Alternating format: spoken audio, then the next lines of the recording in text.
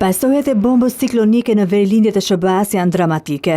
Deri më tani mbi 11.000 fluturime janë anuluar, që nga dita e diel duke bllokuar mijëra udhëtare kryesisht në aeroportet e mëdhenj të New Yorkut dhe Bostonit. Të paktën 350.000 shtëpi dhe biznese mbetën pa energji elektrike, me Massachusetts që mban peshën kryesore të dëmtimeve në rrjetin e shpërndarjes së energjisë elektrike. Stuhia ka thyer rekorde që nuk shiheshin prej dekadash. Në Rhode Island u shënua rekordi historik me 96 cm dëbor, duke mposhtur shifrat e vitit 1978. Në parkun qendror të New Yorkut, trashësia arriti në 48 cm, duke u renditur si stuhia e 9 më e madhe në historinë e qytetit. Era ka arritur shpejtësinë e një uragani deri në 133 km/h në zonat bregdetare. Ndonse ndalimi i qarkullimit po hiqet dhe shkollat në New York po rihapen. Pastrimi mbetet një sfidë titanike. Sinoptikanët paralajmërojnë se një tjetër stuhi po afrohet fundjavën e ardhshme, çka mund të vështirësojë më tej përpjekjet e banorëve për të rikthyer në normalitet.